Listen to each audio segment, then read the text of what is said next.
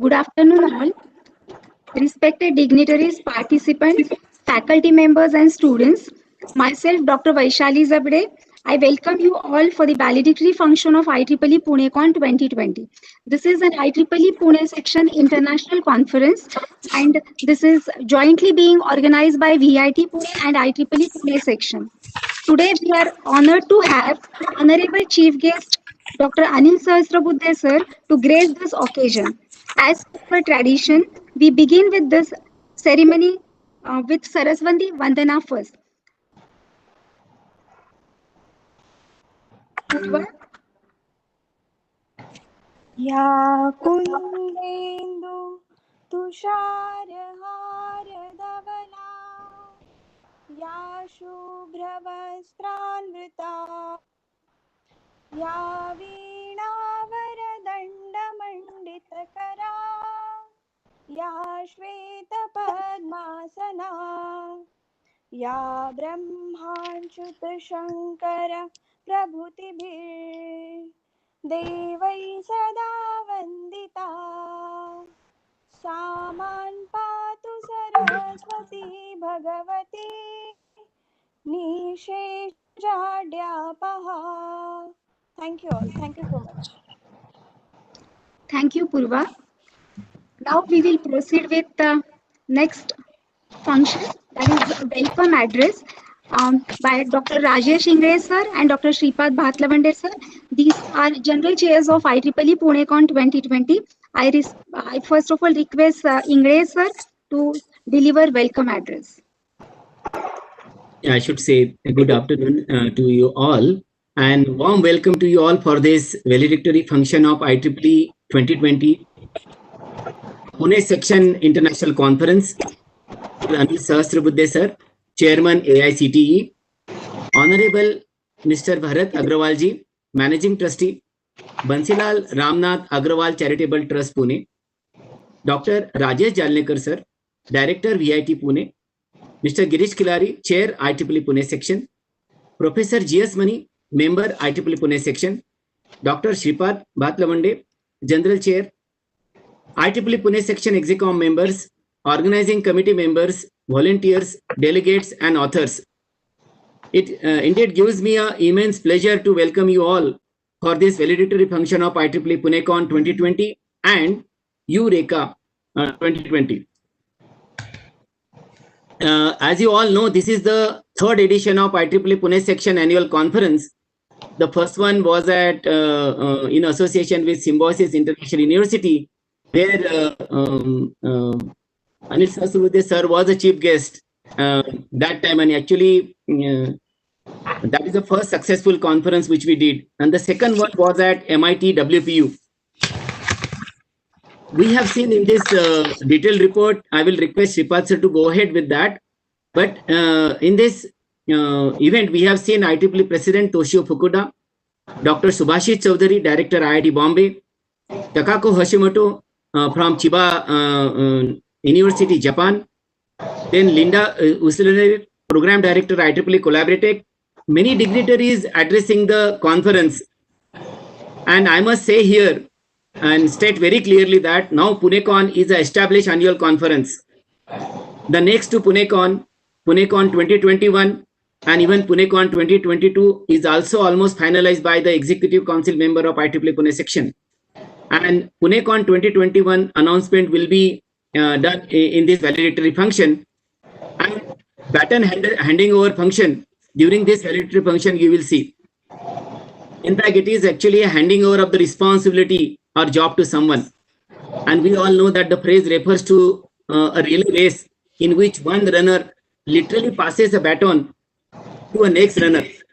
And our next team is already in running mode, and PuneCon 2021 team is already in action and will welcome you all for the next edition of this conference short while in this valedictory function itself. As you know, IEEE is the world's largest professional association dedicating to advancing technological innovation and excellence for the benefit of humanity.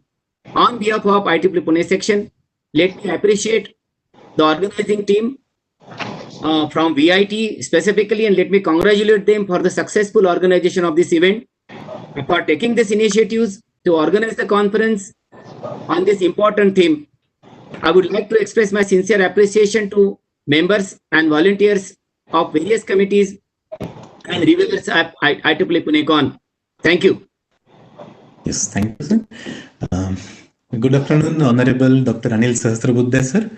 And once again, on behalf of Vishwakarma Institute of Technology, Pune and IEEE Pune section, I extend a hearty welcome to all distinguished dignitaries, guests, and delegates. I would like to briefly present the statistics of IEEE PuneCon 2020. The conference invited research papers in almost all major research areas, including artificial intelligence and machine learning, cloud computing, information and data, and the network security, and some part of power and energy was also there. And then and like after like initial phase of like details, we received around 125 manuscripts all over our country. We deployed total 108 reviewers to complete the review process. Each manuscript was reviewed by 3 reviewers, and as per the policy of research policy of IEEE and then the standards of IEEE, eventually we shortlisted 42 manuscripts for possible publications. We followed basic norms such as the research component, then the originality of the work, and then the novelty of the work. And we conducted total 10 sessions to present this 42 papers. And in this conference, we conducted total 6 keynote sessions. As Dr. Ingre mentioned, eminent researchers delivered these keynotes. To name few, Dr. Subhashish Chaudhary, Director IIT Bombay, then Dr. Jayanta Mukhopadhyay, Professor IIT Kharagpur, Dr. Sudeep Mishra, Professor IIT Kharagpur, then Dr. Takako Hoshimoto, Chiba University, Japan, then Mr. Mahesh Sirsagar, he is Chief Technology Officer at TCS, and a great interaction and knowledge dissemination happened during keynote as well as paper presentation session. And I'm sure this interaction will further grow and something substantial will come out of this interactions. I once again thank you all and welcome all. Thank you so much. Thank you, Ingre sir. Thank you, Batlavande sir. Now we will proceed with the welcome speech by Honorable Dr. Rajesh Jalnikar sir, Director VIT Pune. I now invite Dr. Swati Shiraskar to introduce sir. I think my introduction is not required. I will just start. Sir, it's honor to all of us. No, Swati madam, it's not required. Thank you so much. It's an honor, pleasure, as always, to welcome Dr. Anil Sahasrabuddhe sir to VIT. And as we are very grateful to him and very fortunate that sir was always there for the 8 years which he was here in Pune when we became autonomous in 2008 to be on our board. He always guided us, encouraged us, and inspired us to do some good things. And I'd like to share with him a few of the achievements about what he has guided us long back. Also, it's a great pleasure to welcome Mani sir, who has always been a very personal help to me in my personal life. When I was doing my PhD, he has extended me all help to access the library of IIT that time. Also, Girish Khilari sir, thank you so much. Rajesh Ingre sir. Khurjekar sir is also there today. So, great welcome to Khurjekar sir also. And also Bharat sir, who is the chairman of our trust, but he's always a very much part of anything that is happening in VIT, and he's always guiding and inspiring us. So, sir, I will take this opportunity to share with you that the standards which you are setting through the NBA and other NIRF and AICT requirements, we have been trying our best to follow in those standards. And I would like to share that research is picking up in VIT. In last 3 years, we have received 49 funded research projects worth 5.47 crore. So thanks to our faculty also, they have been applying to every opportunity that is being offered to them. And all the faculties are in one way or other are submitting proposals. Even in consultancy also, we have done 168 consultancy projects worth 4.88 crore. 60 patents have been filed, 4 have been granted, and as many as 850 publications have been done in international conferences and journal. And I'm very happy to mention that out of these 850, 450 have been the contributions of the undergraduate students, the BTech students. And among these 450, 195 is from specifically from the first year engineering students.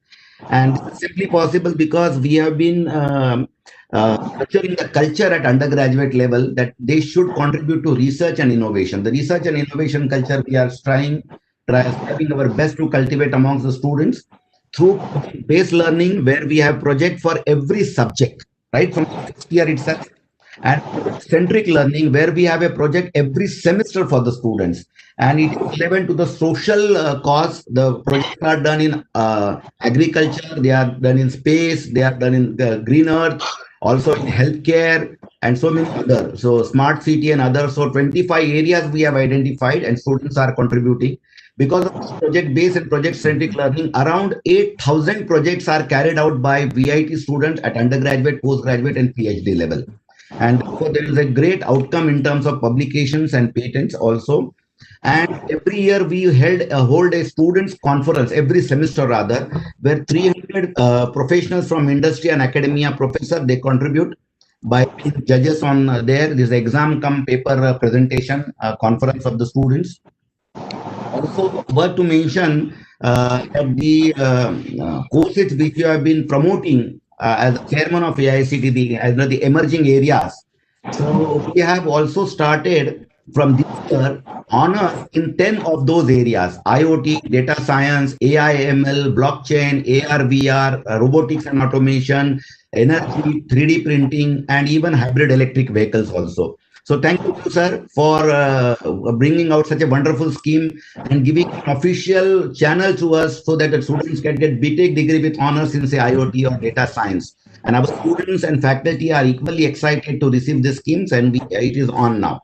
And also, we got support from SPPU also, because they have also constituted and approved these honors in the Board of Studies and the Academic Council.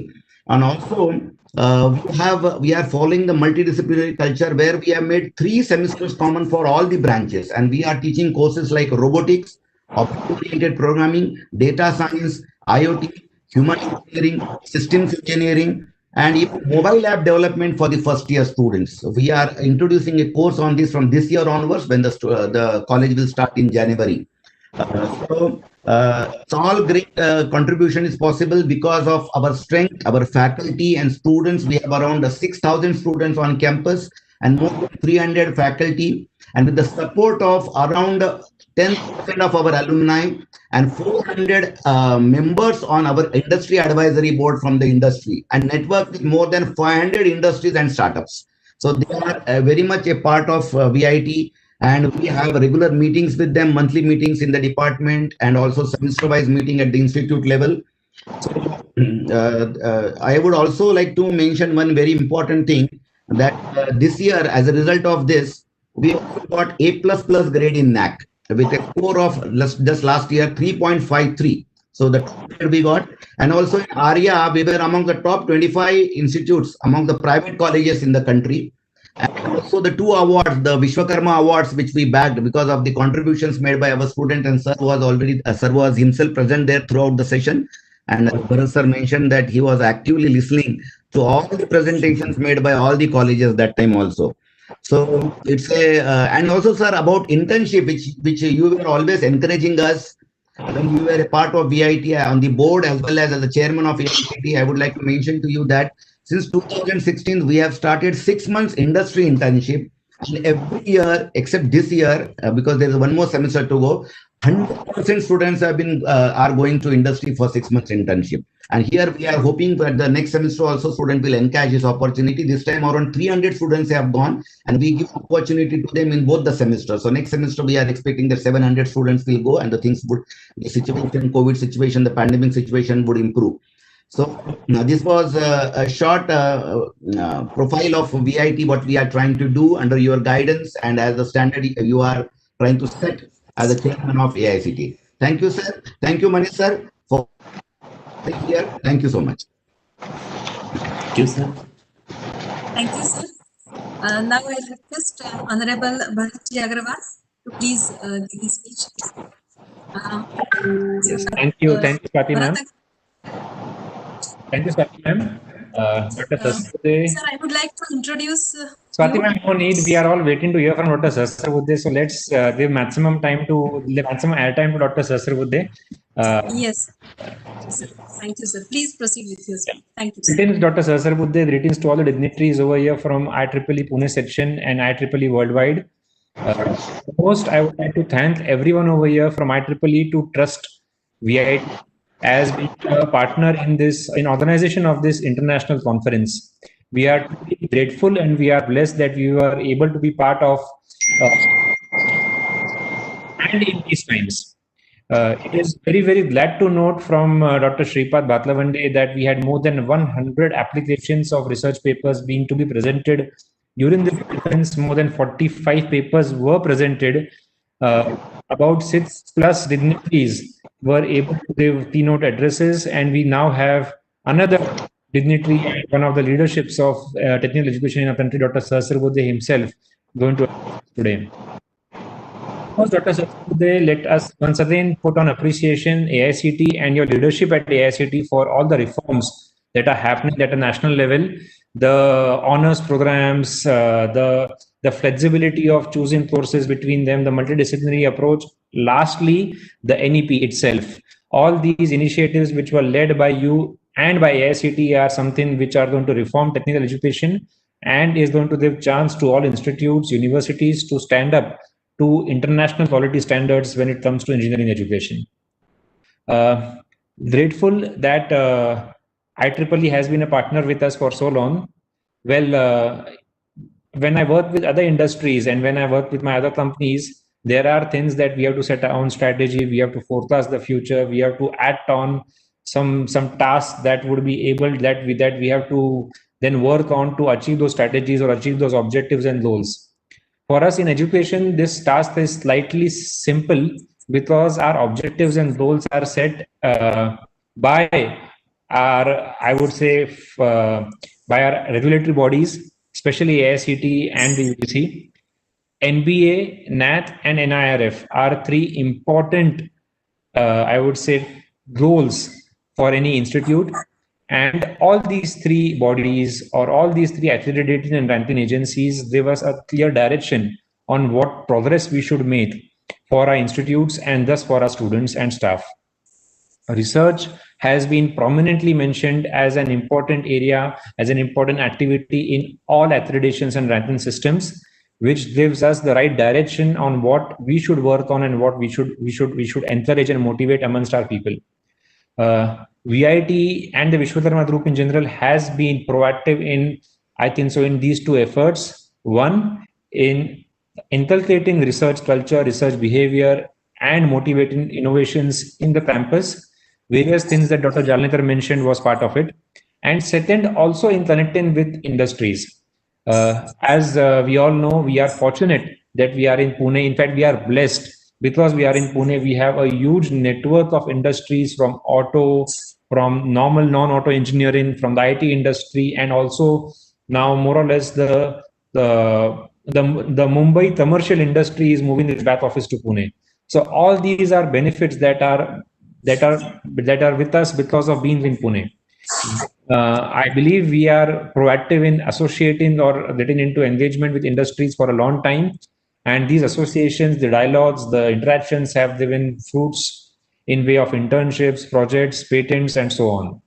We still wish to do furthermore. We still wish that all our faculty participate in research, all our students get internships and placements of the highest quality. And I do believe that with the support and guidance of eminent leaders like Dr. Sahasrabudhe and others in this panel, we will be able to achieve it. I also wish to state over here that we are over here in Pune as an institute group, and we are actively looking to network with other institutes over here. And I am once again thankful to IEEE for allowing us to do this. We wish to network with other institutes, other professors, so that we get into what we call as a network, where we do collaborative research and collaborative innovations. I once again thank first and foremost IEEE for taking VIT as its partner. I thank Dr. Sahasrabuddhe for his time. Thank you so much. Thank you, sir. Sir, we are very much grateful to you for your support. And it is because of your empowered vision that such activities, they come into reality. Thank you, sir. Thank you so much. I request Zabde madam to take it further. Thank you, sir. Thank you, madam. We will proceed with now next part of the session. I request now Mr. Girish Khilari, sir, Chair, IEEE Pune section, to address the gathering.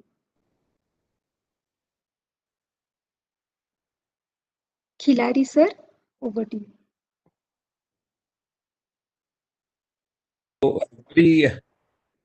Am I audible?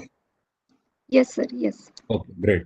Good afternoon to everybody. It's an honor to be here both for inaugural as well as the valedictory. So last 3 days, as I'm witnessing, are memorable in the history of IEEE Pune section. As I mentioned in my inaugural speech, it is in true sense the knowledge treat for all the researchers.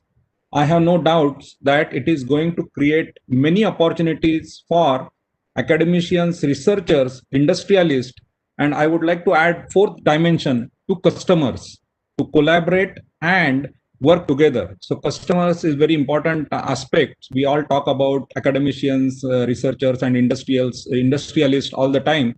But let's start including customers as one of the key stakeholders in the entire proposition. So that's my humble request for all such conferences. It goes without saying that VIT as an institute, its student branch and IEEE Pune section are coming together more often, so much so that this is the second international conference, IEEE conference that VIT is doing in less than a year in collaboration with IEEE Pune section. And IEEE Pune section are coming together more often, and the bond is becoming stronger and stronger, as Bharat sir mentioned, as Sripad sir and Jalnekar sir also mentioned, that the bond is becoming really stronger and stronger. So we are lucky of the function. Each one of us are eagerly waiting to hear him. So it is almost a tradition that our second flagship event, that is EU-REKA, and Pune share the stage. So Professor Mani and his team worked tirelessly in the last few months, and their efforts made the event successful. We all will be witnessing prize distribution ceremony in the hands of Dr. Sahasrabuddhe. Thank you very much. Over to you, madam. Thank you, sir. Thank you for inspirational speech. Now, today, guest, we don't require any introduction as such, but now I request, as a part of our formal procedure, Dr. Bhatlavande sir to introduce our today's chief guest, Honorable Anil Sahasrabudhe. Thank you, madam. So once again, I extend a massive welcome to Honorable Dr. Anil Dattatray Sahasrabudhe sir. Sir, we are honored to have you online at our, and I take this opportunity to briefly introduce him. Dr. Sahasrabudhe is Chairman All India Council for Technical Education. No, I think like others, I'm also requesting you to stop this so that we can straight away start off with the address that I'm required to do. Right, sir. Thank you, sir. Thank you, sir. Right. Thank you. Namaskar. Good evening to all of you.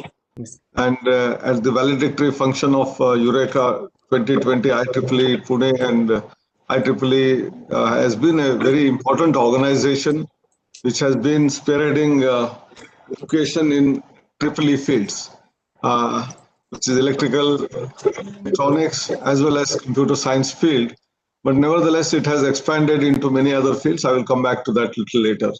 But all of you who are present here, Sri Bharat Agarwal, Girish ji, Dr. Rajesh Jalnekar, Professor Rajesh Ingle, Dr. Sripad, yourself, Bharati, Vaishali, all of you who have been passionately driving this particular initiative from VIT and IEEE Pune section.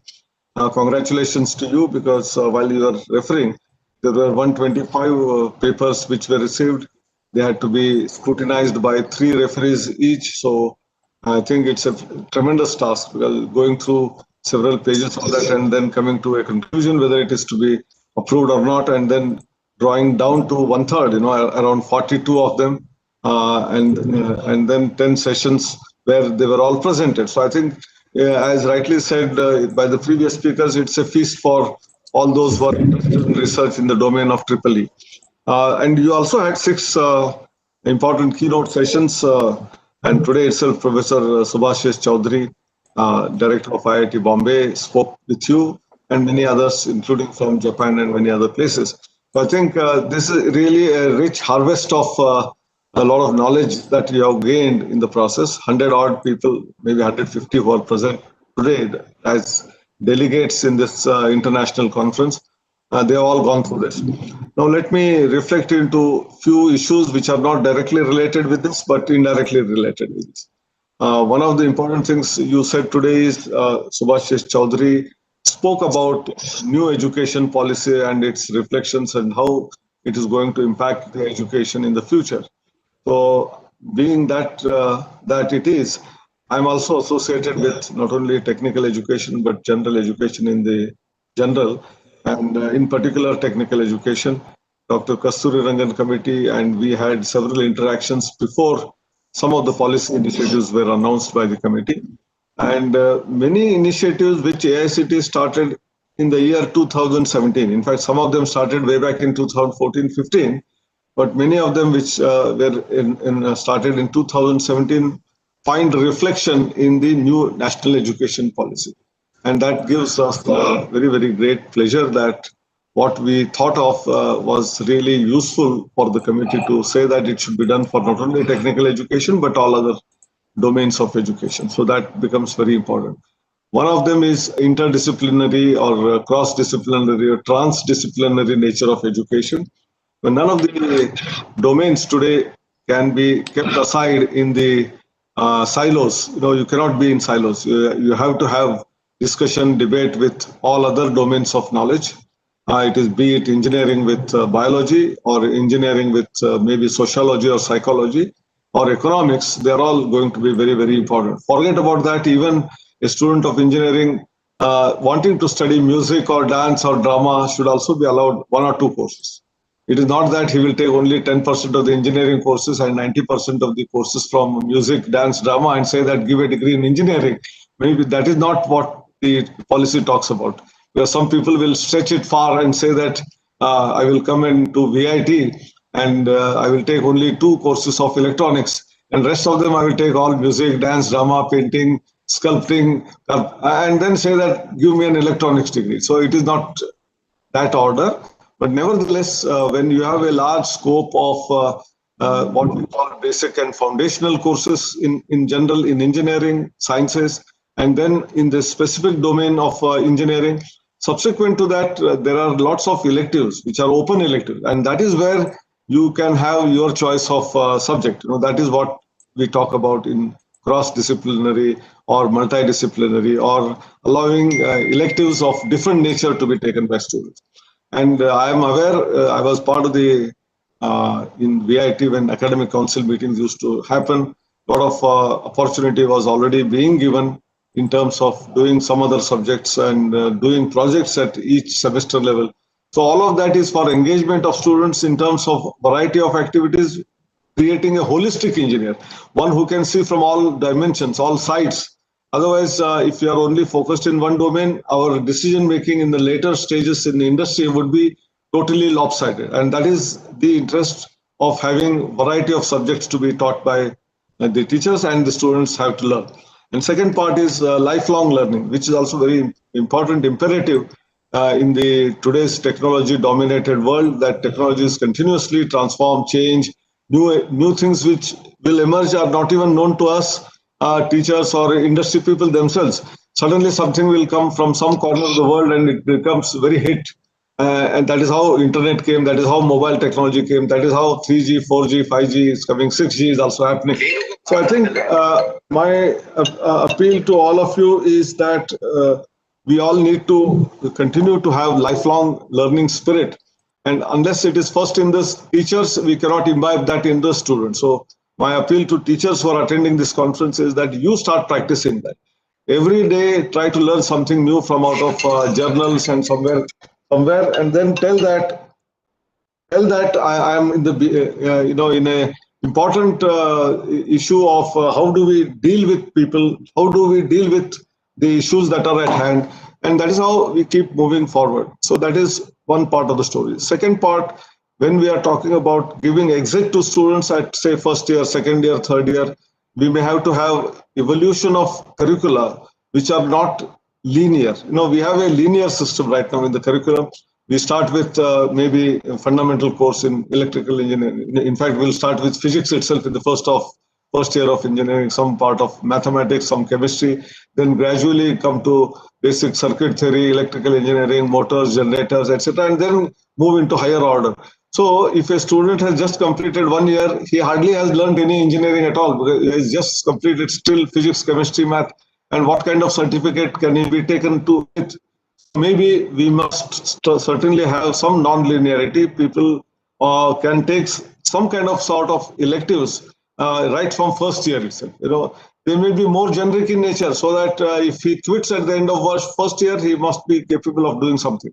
Maybe, for example, in your domain, repair of mobile can be a first-year course. Possibly it is all both lab-oriented. It is also hands-on experience. It is experiential learning. It is also giving you the technology that exists. And in the process, a student may be creating either a mobile app or a mobile. And then if he quits, certainly he will be useful to the society or himself and does something or the other which will be useful. Second part is the banking of credits. The policy says that all the credits earned in any particular place can be accounted for and they can be kept in credit. That means if someone wants to return back to the same institute or go to some other institute, all that previous learning does not go waste. Today it is not so. Today if a student enters an engineering college for a 4-year degree program and he continues for 2 years and leaves because of some difficulty, either in the family because of some compulsions, because of the income being suddenly reduced, some death in the family, accident or whatever, and he quits that, and maybe he starts doing some job for 3-4 years, settles down, his family is again back to normal, and he wants to continue his education. Our university rules say that a 4-year program has to be completed in 6 years. We don't allow in the 7th year. 7th year, in great difficult cases, lot of Senate debate, discussion. Oh, uska bahut sahi kaam tha, or he is very genuine case, and then we may allow 7th year. But we will never allow after 8th or 9th year say that you have finished and now if you want to come back, you start from the first year again. I remember always snake and ladder, सांप सीढ़ी का खेल है ना, वो याद आता है. तो 2 साल किया, सीढ़ी चढ़ी थी, and you are again pulled down and you again ask him to start from the first year. So otherwise that degree will not be there. A fresh admission, fresh registration.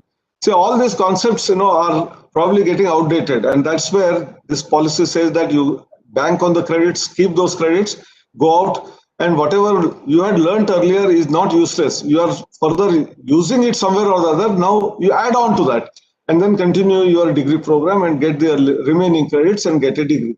So these features are very, very important features which have come.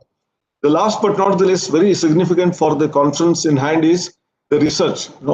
Research, innovation, and application of research are 3 important and significant things which are very important for this conference and in general any higher educational institutions for the development of the nation itself.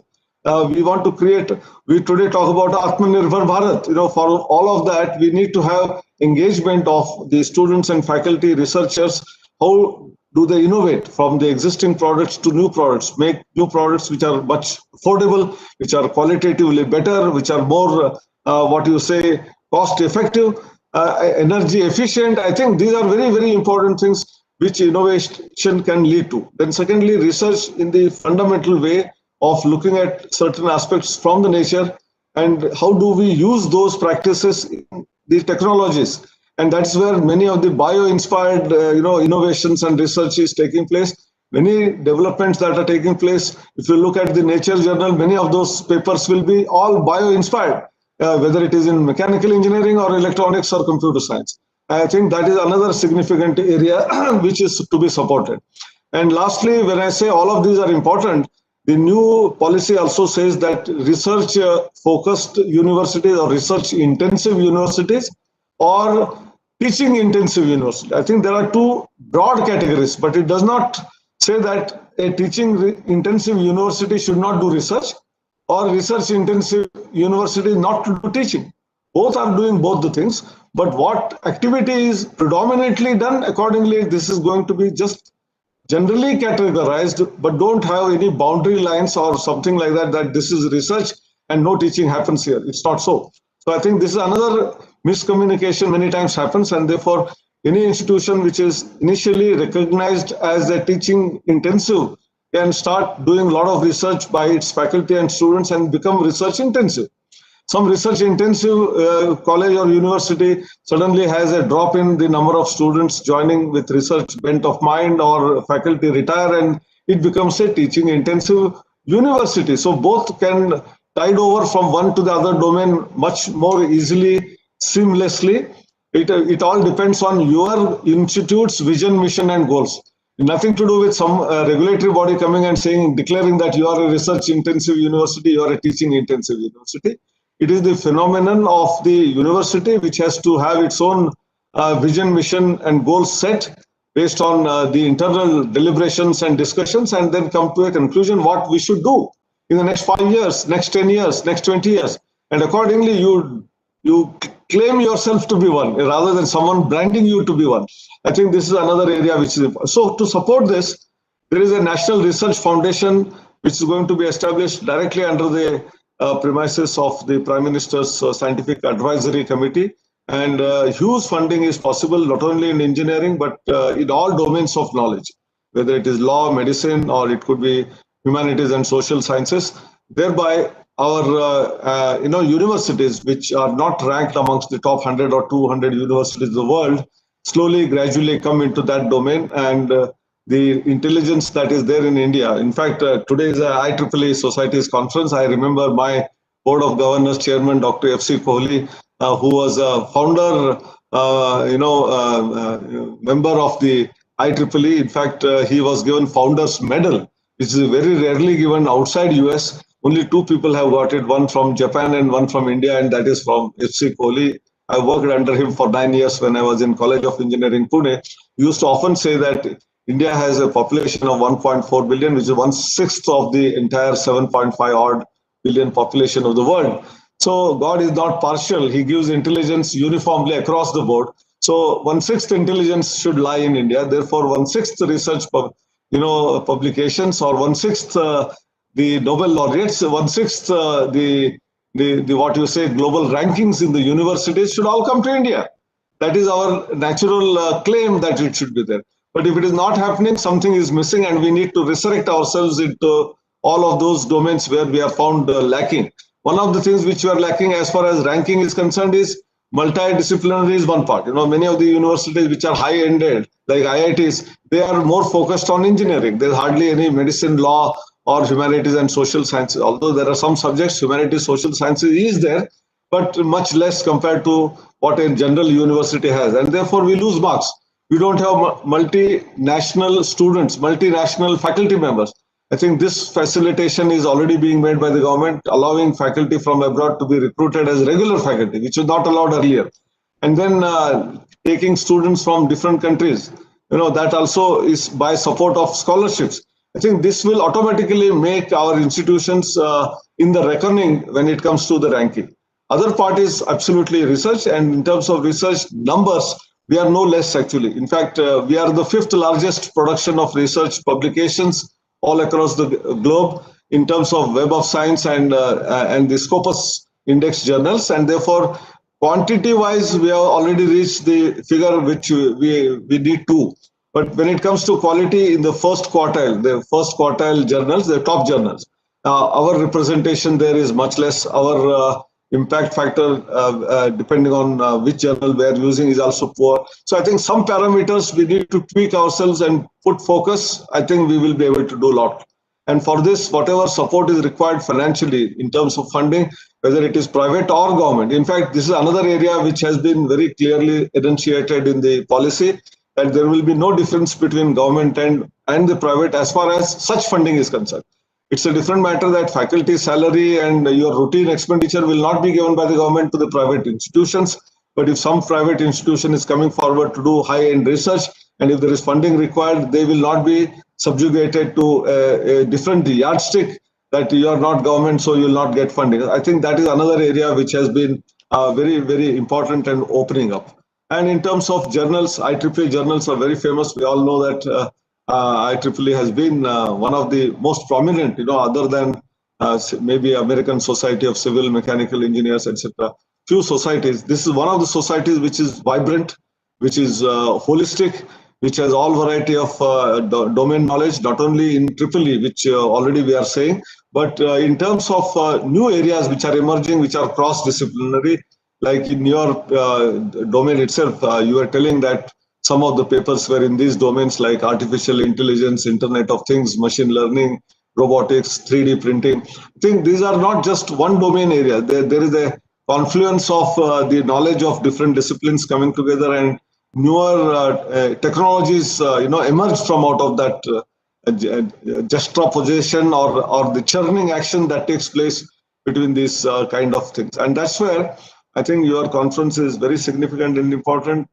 And I'm very happy that you invited me, and I'm ready to share a few of these things. And I was referring to many of the initiatives of the ICT which have really catapulted the new education policy is the regular revision of curriculum.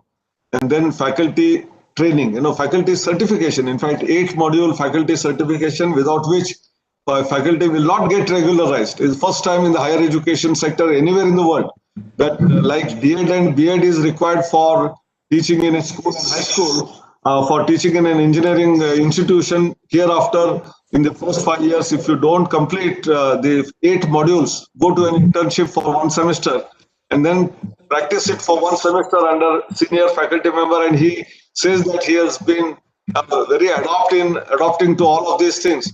You will not get certified. If you are not certified, you will not get regular. You will remain ad hoc, temporary, whatever nomenclature you want to have, but you will not get all the features of regularization, benefits, future promotions. Everything will be handicapped, and therefore this is a very significant thing, so that teachers, once they have come into the profession, they should know what is their role and what all they need to do in their entire life cycle, right from entering into the system to 35 years till the superannuation and retirement. All the things that they are required to do is part of these 8 modules. And then there are higher modules being developed for assistant to associate professor promotion, associate to professor promotion, for taking up the leadership positions of heads and deans and directors and vice chancellors and directors of IITs, NITs. I think we need leadership. And what are those leadership qualities all about? Those things are also embedded into it. Then all these emerging areas like AI, IoT, machine learning, training faculty members in these domains through Atal Academies. Then we have universal human values and what we call student induction program in the first 3 weeks, so that students get level playing field. The people coming from different domains, rich and poor, rural and urban, tribal and metro city, all of those people who come together, I think they need to have a common understanding and collaborative spirit of learning from each other and helping each other. I think that spirit is coming through this particular program.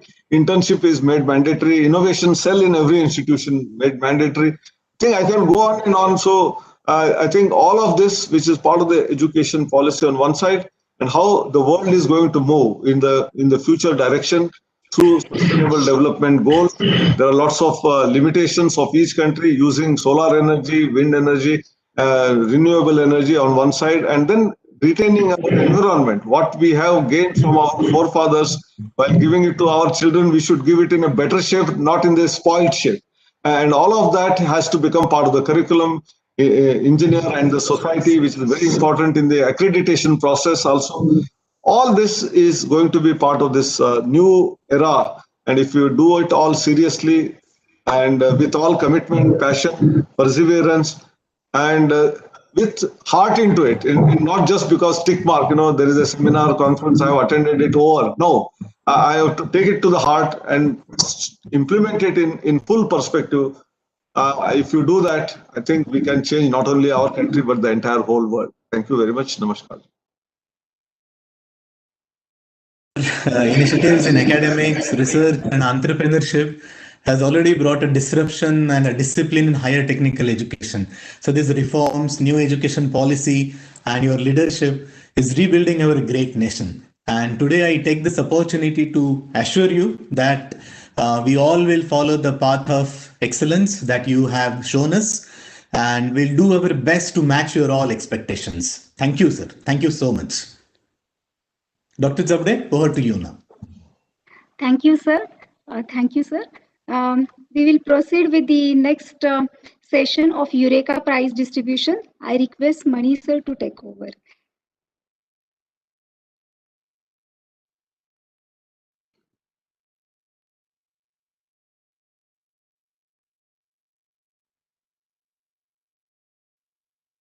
Mani sir? Yes, sir. Am I audible? Yes, sir. Yes, sir. Go ahead. Yes, sir. Yes, sir.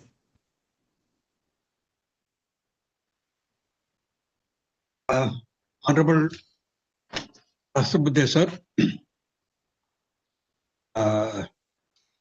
Girish Kalari ji, Virendra Shetty, Dr. Rajesh Shingle, Dr. Bharat Chaudhary, Dr. Bharat Rajesh Tallikar, Dr. Batlevanda sir, other officials of PANICON 2020, members of EXECOM IEEE section, members of EU-REKA 2020 Committee, National Coordination Committee, members of the Evaluation Committee for EU-REKA, staff of various colleges and high schools coming from all over the country, EU-REKA volunteers, and my dear participants.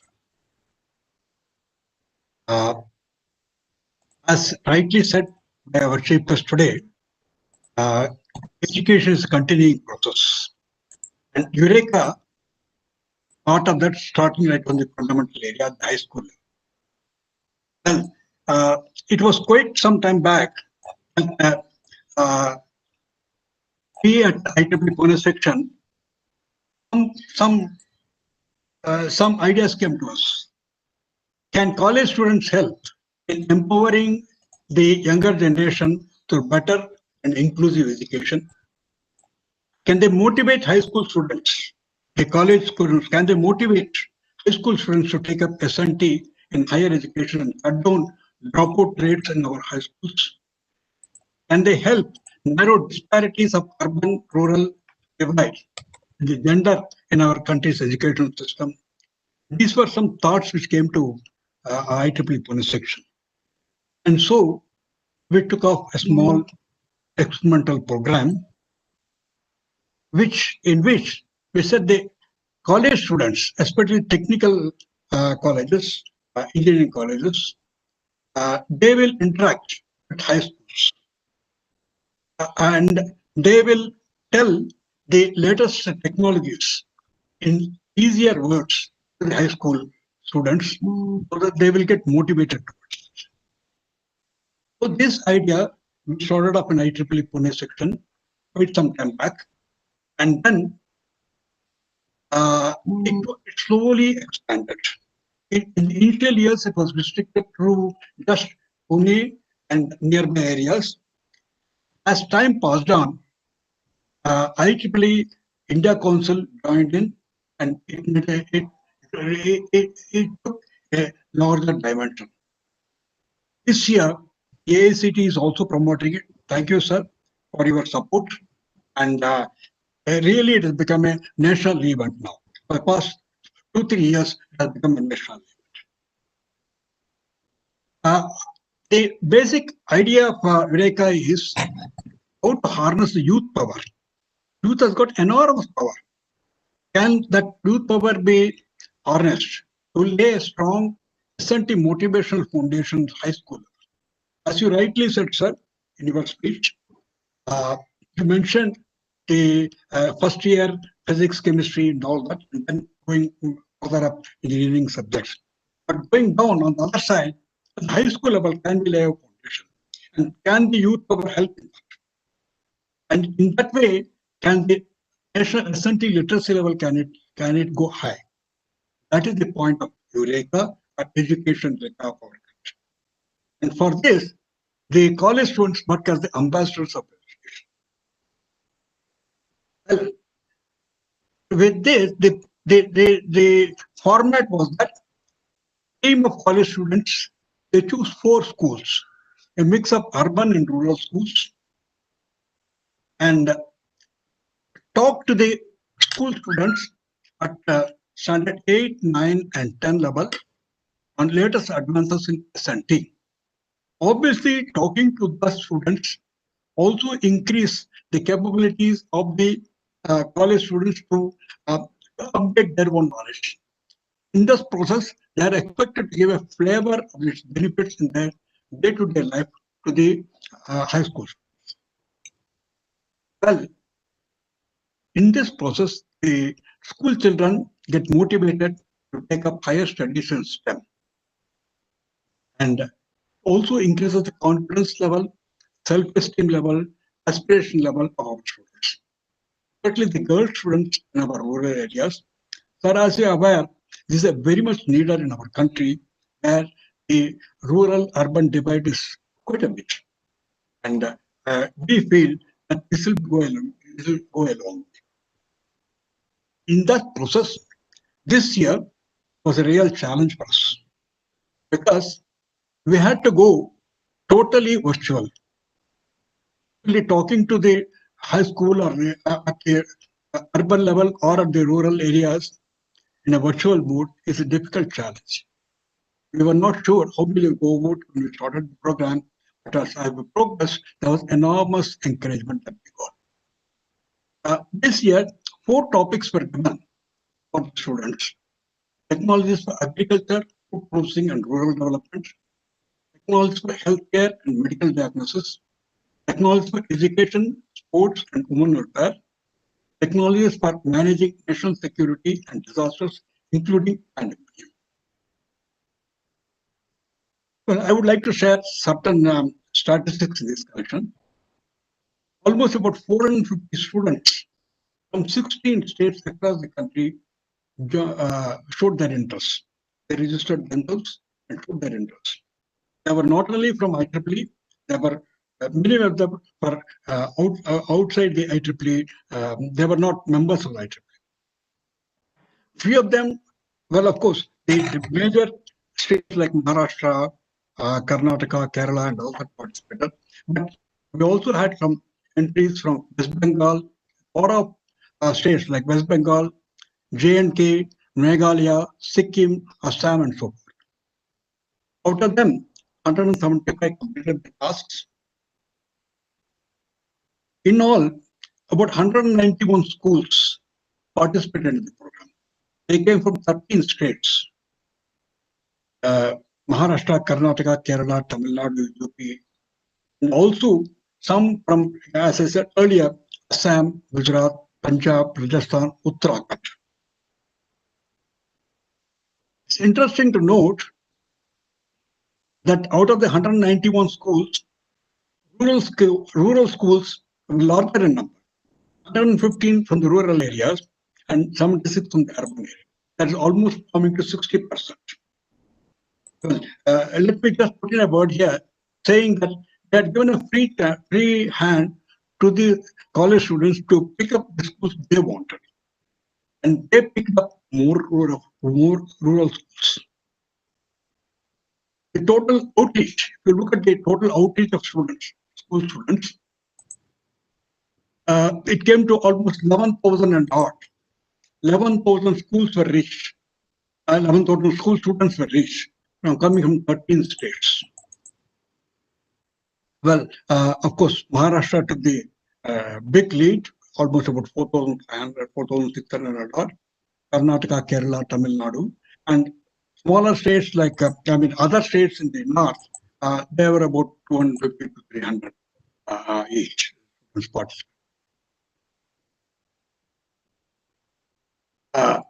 Again, if you look at the overall distribution, the rural areas, the students from the rural areas, almost 6,000 odd people had participated, which was almost more than 55%.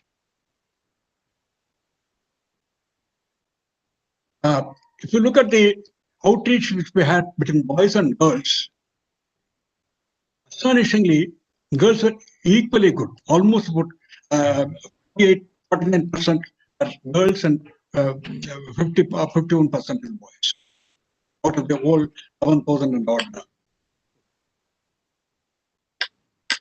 Well, in the total overall girls that we had, about 5,500 girls, rural students were much more. Rural girl students were much more. 3,196, almost 58% are from the rural areas. The urban areas, it was about 42%. Of course, in urban schools, as such, if you say, boys slightly were more compared to girls. But when you come to rural schools, girls really overtook the boys, more than 50% of the girls. Sir, this was, as I was telling earlier, Eureka has been on for past 3-4 years now. If you look at the trend is almost, there is a consistency in all this, except for what had happened because of the condominium problem. But the trend has been that rural areas and the girls had participated in a big way even in areas, and same tendency continues. The two major takeaways. One, enormous interest displayed by schools to participate in such programs. They were keen to know when is the next program, and in the feedback forms that we have got, everybody was assuring us they will participate in this year's program. And this interest was shown by school authorities as well as the rural schools and the girls students. Second point, very important point, is that there is a great potential existing in our youth, especially in students and the college students, who have shown the spirit, the energy and enthusiasm to lend their hand in such a nationally protecting program. Especially when the pandemonium was on, we were rather afraid how things will go on. I think it went off very well. The college students really took up things in a right perspective, spirit, energy, and enthusiasm. Sir, I have a small suggestion to make. AICT would be the most appropriate forum to channelize the youth power in our colleges towards the national education.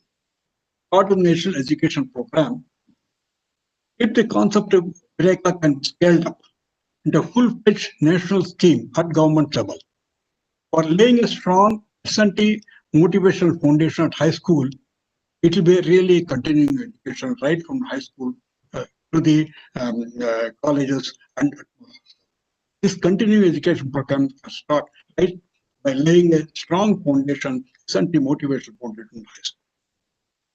IEEE is committed to play its part in such a program as AICT.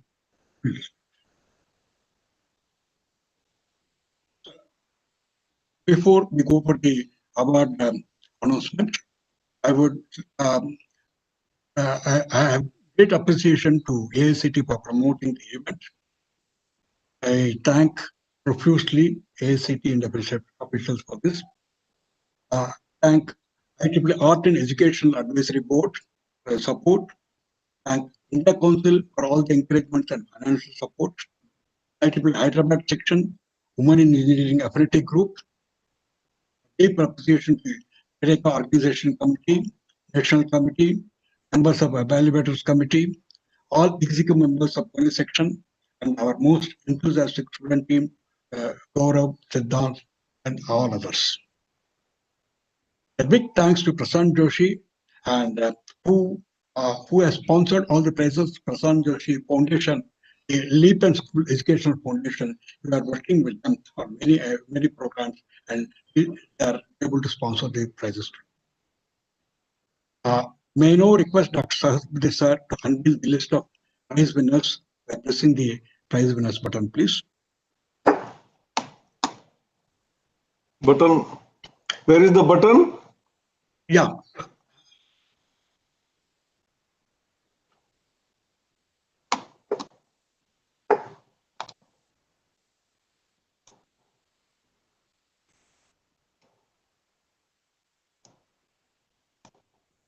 Hello. Hello. Hello. Yeah. Organizers, please. Where is this button? I am asking. Vaishali. Yes, sir. We will let you know, sir. Just a moment. Sir, I'm sharing my screen. You just press a button, sir. We will inaugurate the slides. Yeah. Yes.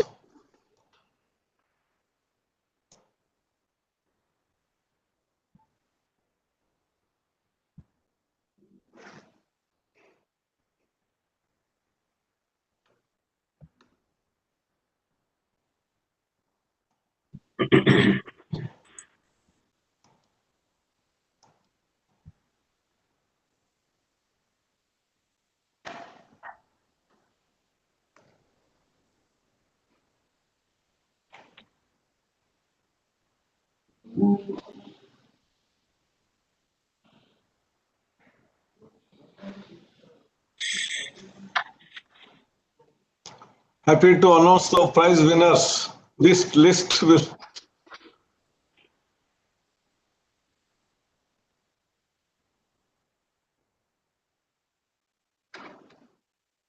So please inaugurate now.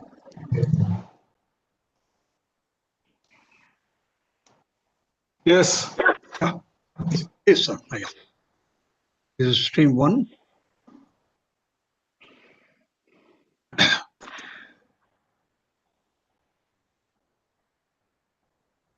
These are the technologies for agriculture, food processing, and rural development.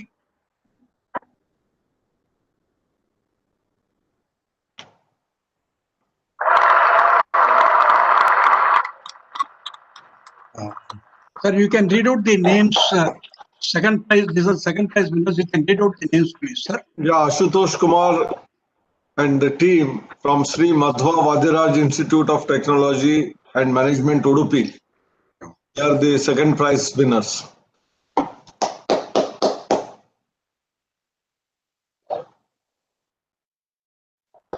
First prize, please.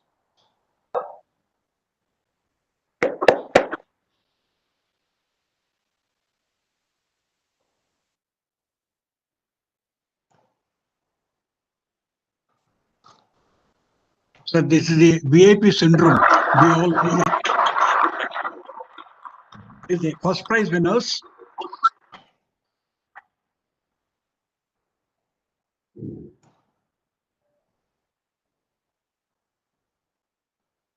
Apurva and team from Pimpri Chinchwada College.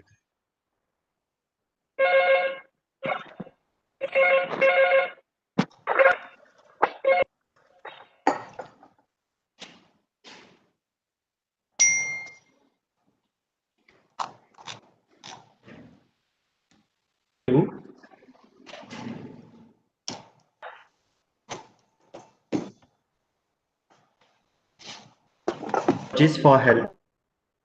This and the Rohilkhand University, UP. yes, Bareilly. It is from Bareilly, right. Adityanath Mishra and team. The first prize goes to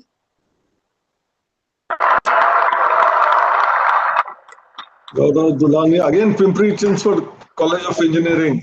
Oh. Sir, the prizes are going on. Let me tell you, it has been evaluated by a team of 40 people from all over the country. including academicians and the industrials.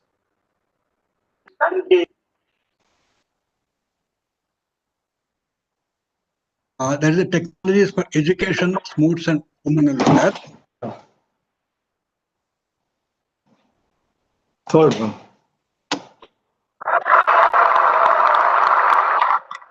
Again, Madhava Vadiraj Institute. Huh? An interesting observation was that out of the total colleges which participated, almost 70%, 75% came from the second two-tier cities, not from the major cities like Bombay, even Pune or Hyderabad, or so, but they came from second-tier cities like Bareilly, Udupi, and Nagarkoil, and places of that sort. That was very interesting observation that we made.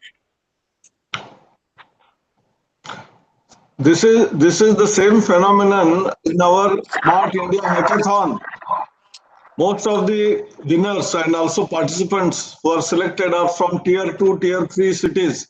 And some of the products they develop is far better than even IIT graduates. First prize goes to Kurukshetra, sir, NIT Kurukshetra, Indramala.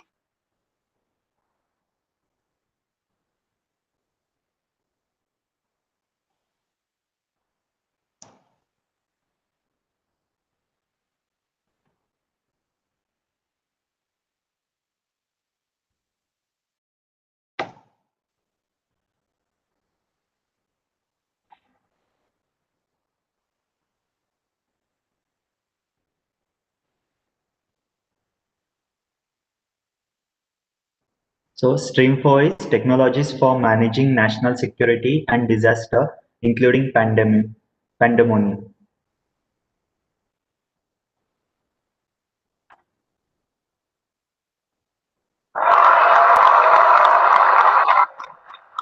This also goes to education. Yes, same institute. That institute has sponsored as many as about 10 to 12 teams, and they covered something like 40 schools all over that area in Karnataka.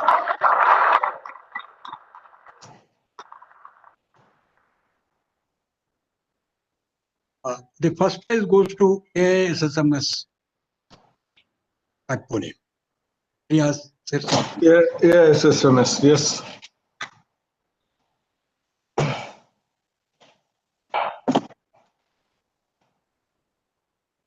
Those are the 4 streams, and each team had 2 prizes, sir. So 8 prizes are there. You can congratulate the prize winners. Yeah, I congratulate all the prize winners, and those who have not won, they should try next year. And do better and better so that you will win the prizes. Congratulations. Thank you very much, sir.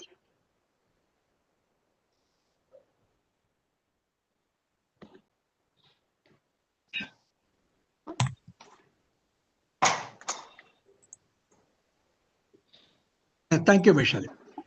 Okay, Vaishali madam, sir. please go ahead. Yeah. Sir, we will proceed with now the concluding session of our ceremony.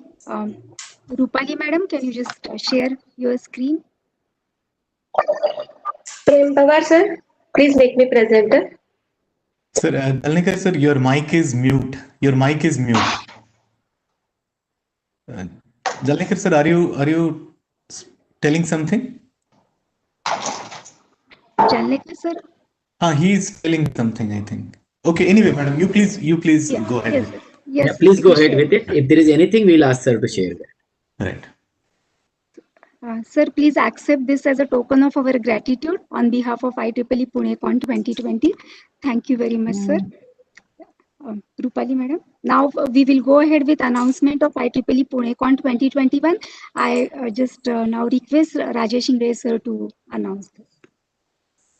Oh, okay. I think let me request. I think Rina madam and Shetty sir is there. So it is MIT ADT who is going to organize the next PuneCon edition. Please congratulate them for the selection. Congratulations, MIT ADT. Thank you, sir. And I'm requesting the this year's team to hand over the baton now virtually. We are handing over. So congratulations, MIT ADT team. And now I'm requesting you to just quickly, in 2 or 3 slides, quickly welcome the audience for the next year's event. Go ahead, madam. Yes, sir. Sure. Thank you, sir. Please give madam a share thing so that she can complete the presentation and announce it. Yeah. Dr. Rajesh, sir, thank you very much. Sir, all the best. Yeah, we have with us head of the department, Dr. Rajneesh Sachdev ma'am also, Dean. Yeah. Welcome, madam. Welcome, madam. Please have a quick share it and please quickly do the presentation so that we can make up with the timings as well. I need to get the sharing rights. Yeah, you have been given, madam. Please go ahead.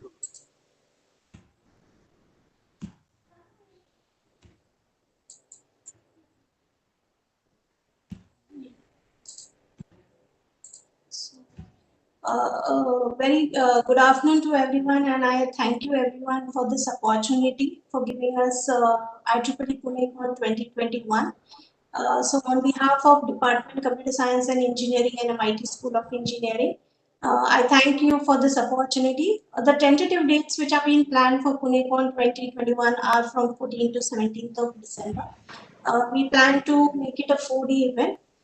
Before I talk about the theme and the tracks, let me talk about MIT ADT University. As everyone knows, MIT has a legacy of 37 years in education, and MIT ADT University was established in 2016 with the term of nurturing holistic engineers, and it has been ranked as 26th in India by the Atal ranking for Institute Innovation Achievement recently. Also, MIT, as the name suggests, it is art, design, and technology. So it is a synthesis of, we have departments or institutes related to art. We have Institute of Design, which is one of the premier institutes in the nation. And we have bioengineering, along with other engineering, marine engineering also as one of the premier courses which are being offered by MIT ADT University.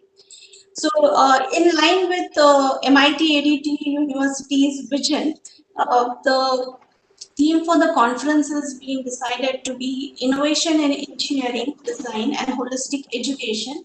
Holistic education is what we have been hearing now more often, because that's what we are looking for. Even the government of India is looking for new educational policies. So these are 3 domains which we would like to bring together under this conference in IEEE PuneCon 2021. So first 2 days, 14 and 15, we can plan for workshops or panel discussion tutorials, and 17 and 16th and 17th can be paper presentations by the authors. These are some of the tracks which we plan to keep under the conference. Under the design, we are planning to keep design innovation as one of the track, and for education, we are planning to keep innovative education practices, because we have due to pandemic, we have many innovations being going on in the education field. So these are some of the tracks which are being proposed, though it will not be limited to, and there will be some additions also into it.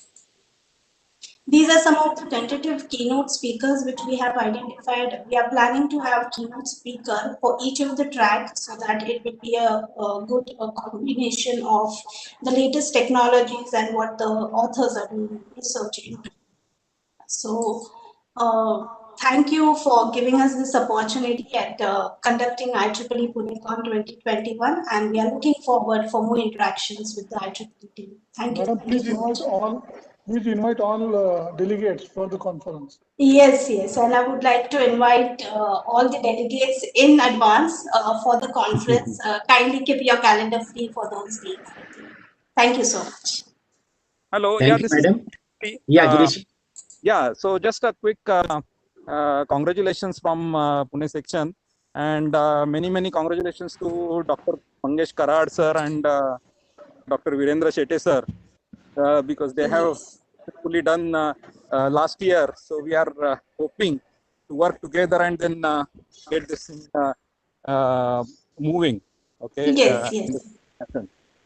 Thank you so much. Sure, sir. Sure, sir. Thank you sir. very much, sir. Pune section and Chairman Girish Khilari, sir, and all team. Thank you very much. We wish all the best to MIT ADT. Once again, congratulations. Thank you very much, sir. Thank you. Thank you. Yeah. Vaishali madam, please go ahead. Yes, sir. So we are moving ahead with the formal conclusion of our ceremony with vote of thanks. I now request Dr. Amar Buzde sir to take over.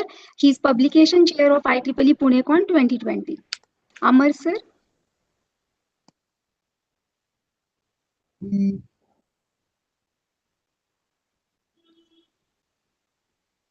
Dr. Amar?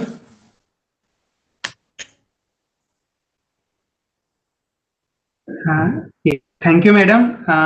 On the behalf of IEEE Pune section, IEEE UREKA and Vishwakarma Institute of Technology, it is my privilege to give vote of thanks for this valedictory function and for IEEE PuneCon. In spite of busy schedule, Honorable Chief Guest AICT Chairman Dr. Anil Budde sir given consent and attended this valedictory function. Thank you, sir. It was really graceful that we combined 2020 and IEEE UREKA valedictory function. Thankful to Dr. for making this happen, and Dr. Virendra Kumar Shete and organizing team members of UREKA. We are very thankful to all the researchers, attendees, prize winners of IEEE UREKA as well as IEEE PuneCon 2020 attendees.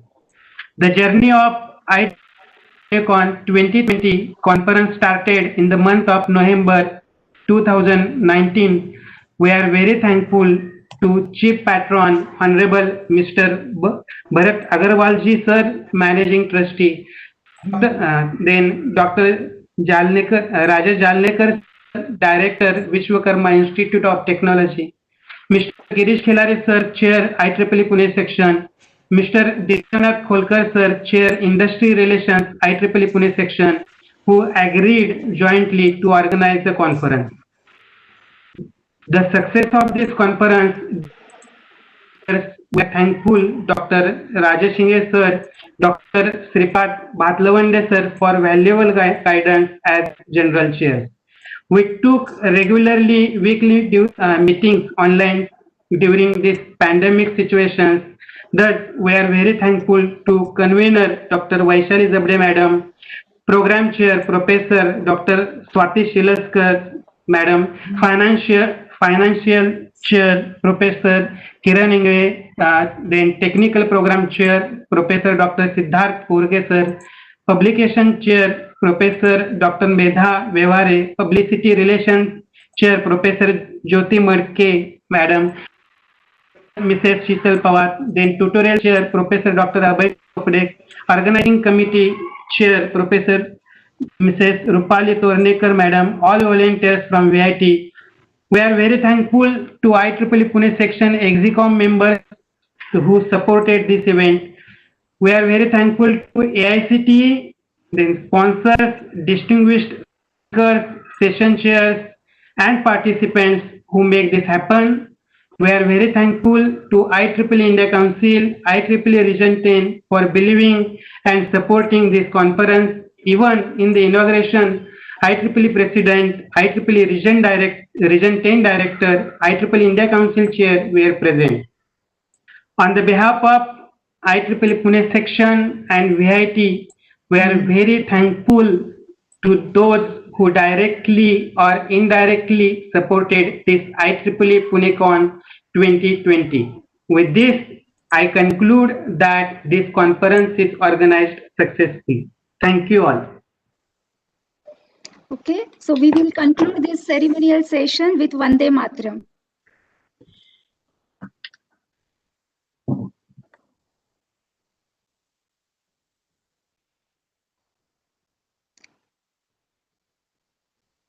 Rupali madam.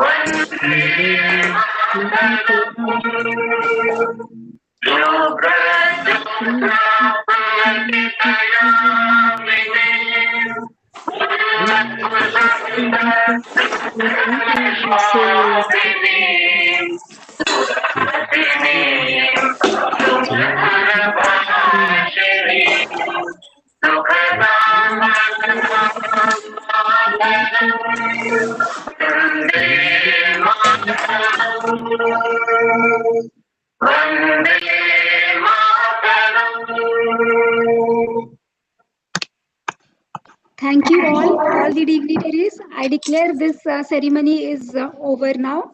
Thank you all. Thank you, sir. Sir, Sahasrabudhe sir, thank you so much. We are very grateful to you, sir, for accepting our invitation and gracing this occasion. Yeah. Thank you so much, sir. Thank you, sir. Meet at least on online mode like this. Yes, sir. Thank you. You were saying something in between. Is there anything from your side, Jalnekar sir? We saw you speaking, but your mic was not on.